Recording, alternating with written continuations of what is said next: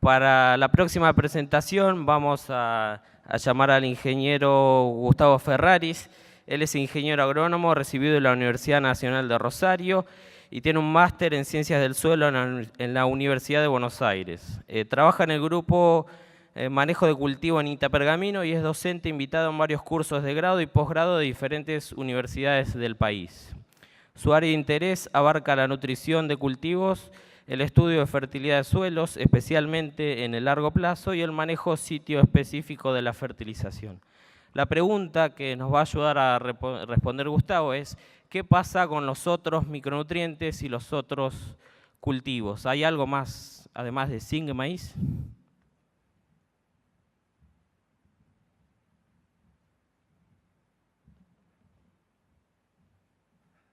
Buenos días.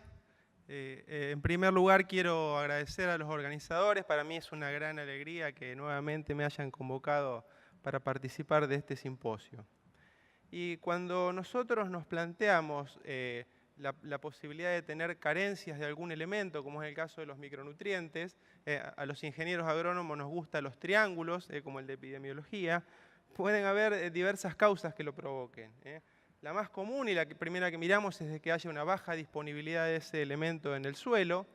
También puede suceder que encontremos un cultivo con una particular exigencia o sensibilidad a un determinado elemento, o que se den condiciones ambientales o de manejo, ¿no es cierto?, que sean predisponentes.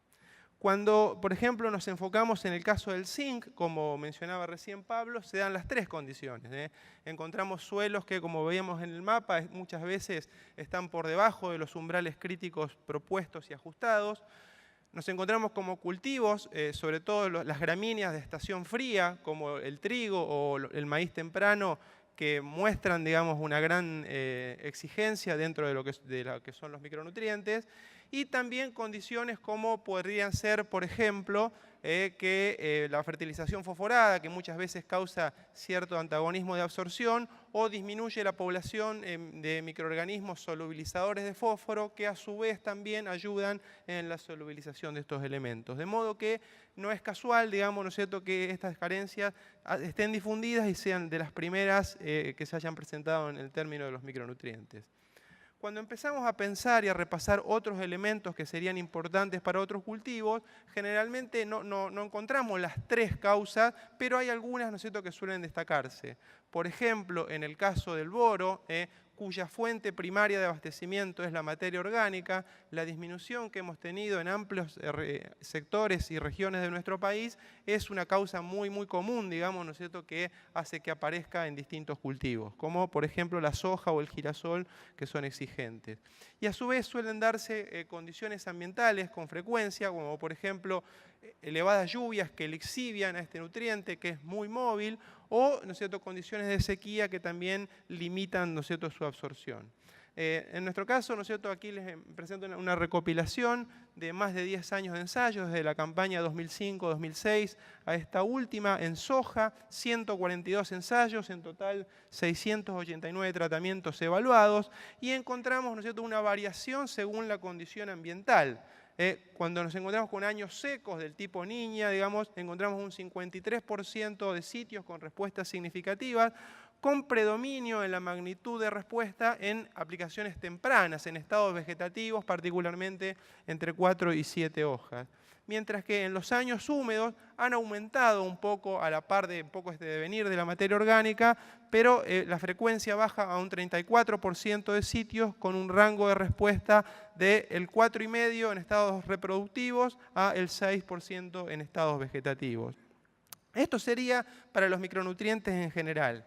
Si dentro de las aplicaciones los fertilizantes utilizados tienen más de 50 gramos de boro por hectárea, vemos que esta frecuencia de respuesta aumenta en el orden del 10%. O sea, tendríamos un 65% de sitios con respuesta en años secos y cerca del 45%, ¿no es cierto?, en años húmedos. De modo que podríamos decir de que dentro de los micronutrientes que evaluamos para soja, el boro es el que con mayor frecuencia y que más impacto tendría dentro de las respuestas a la fertilización.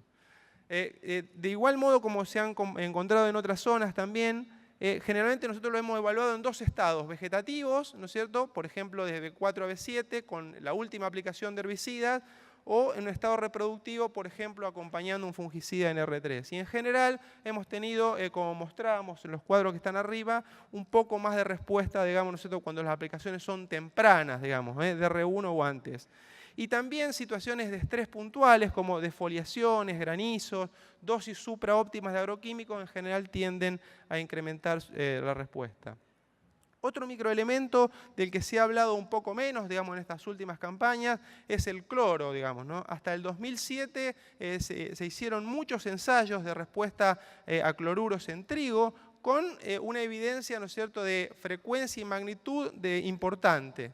Luego, digamos, a partir del 2008, el aumento en los precios del potasio y en alguna medida el desinterés en el cultivo de trigo, digamos, por las dificultades de comercialización que tuvo, hicieron que estas líneas se dejaran un poco de trabajo, digamos, ¿no es cierto? Pero se había recopilado mucha información positiva al respecto.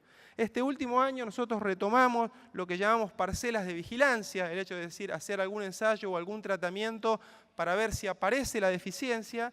Y como resultado encontramos, ¿no es cierto?, que hubo incrementos de biomasa interesantes hacia antesis, lo cual es difícil discriminar si es un efecto potasio o cloruros, porque el potasio produce también esos incrementos de biomasa. Una tenue reducción en lo que son la incidencia, la severidad de enfermedades, en este caso, digamos, un ensayo hecho con la variedad Ceibo, redujo un 6%, como vemos ahí en la evaluación del testigo versus la dosis de 100 kilos de cloruro de potasio, redujo un 6% la severidad de mancha amarilla, 1,8% de roya a la hoja y 2,4% de roya estriada. En el caso de roya del tallo y bacteriosis, la enfermedad tiene un muy buen perfil genético, la variedad, entonces no notamos diferencias. Pero son leves tendencias, digamos, ¿no? Y en lo que respecta al rendimiento, si bien hay algún punto fuera de tendencia, como es ahí la dosis de 200 kilos de cloruro de potasio, realmente los resultados fueron muy interesantes, de modo que, digamos, es como para prestar atención y volver a indagarlo en los próximos años, su factibilidad técnica y económica. Por último, vamos a mencionar un ejemplo de, digamos, la otra condición predisponente, ¿no es cierto?, que sería que encontremos un ambiente, ¿no es cierto?, que nos induce a que un elemento que posiblemente en buena disponibilidad en los suelos se nos vuelva carente para algún cultivo. Y este es el caso del manganeso, del cual hay numerosas citas de la literatura internacional y nacional que muestran que podría tener un antagonismo respecto de los herbicidas. Particularmente se menciona que el glifosato es un quelante sistémico de cationes como el manganeso, el hierro, ¿no es cierto?, o el calcio, efecto que nosotros hemos visto más pronunciado básicamente en condiciones de sequía, que no han sido las últimas campañas precisamente, ¿no es cierto? Acá podemos ver una foto en la escuela salesiana de Ferré, que es un lugar donde nosotros hacemos muchos ensayos, donde una dosis alta de glifosato produce, ¿no es cierto?, la aparición del síntoma. Si lo miramos desde los rendimientos, en este experimento teníamos un testigo enmalezado, un control con desmalezado manual, cosa que no estuviera afectado por el herbicida. En la tercera columna, una dosis normal que no produjo síntoma ni depresión del rendimiento. Sobre esa dosis hay un pequeño incremento no significativo, ¿no es cierto?, por el agregado de manganeso, y cuando pasamos al doble de dosis tenemos una restricción de rendimiento, ¿no?, que, digamos, en alguna medida nos está poniendo en tela de juicio, ¿no es cierto?, si este elemento, ¿no es cierto?, nos podría llegar a estar limitando la producción. Por último, podemos decir que el gran desafío que tenemos con estas tecnologías como el uso de micronutrientes es integrarla a las prácticas de manejos habituales de modo de potenciar sus efectos. Y para eso, ¿no es cierto?, les voy a mostrar un experimento que venimos haciendo de hace 5 campañas. Les voy a mostrar los resultados de la última campaña, donde nosotros, buscando esa interacción entre nutrición y manejo, combinamos 5 grupos de maduración, los más habituales, digamos, de siembra en nuestra región, desde el 3 corto hasta el 5 corto, los cuales los combinamos con 4 tratamientos de fertilización. Un control, uso de fósforo, fósforo más azufre y fósforo, azufre, zinc y micronutrientes. En 2 fechas de siembra, una temprana de noviembre y una más tardía en diciembre, completando un factorial de 40 tratamientos. En este caso, digamos, la respuesta media que tuvimos, promedio de todas las variedades, de todos los grupos y las 2 fechas de siembra, tuvimos una respuesta media de 147 kilos por hectárea. Pero cuando la discriminamos por fecha de siembra, en la fecha temprana duplicamos la respuesta, mientras que la misma se agotó, ¿no es cierto?, en la fecha de siembra de diciembre. De modo que optimizando el manejo, eligiendo la mejor fecha de siembra, nosotros aumentábamos las posibilidades y la expresión de ese efecto. De igual modo, como el promedio en todos los grupos eran esos 147 kilos por hectárea, pero cuando nos enfocábamos en el grupo de mayor rendimiento, que es el que más nos rindió en los 5 años, que es el grupo 4 corto, la expresión de respuesta aumentaba a 710 kilos por hectárea. De modo que nosotros no podemos mirar esta tecnología de manera aislada. Muchas veces analizamos el promedio, pero el promedio nos está diciendo poco. Realmente hemos comprobado a través de distintos experimentos que la respuesta a micronutrientes no está aislada del buen manejo del sistema. Y como sucede en este ejemplo, optimizar la fecha de siembra, el grupo de maduración y también otras buenas prácticas agronómicas podría potenciar sus efectos y maximizar la eficiencia en el uso de los micronutrientes. Así que bueno, muchas gracias nuevamente a todos ustedes y por la invitación. Muchas gracias.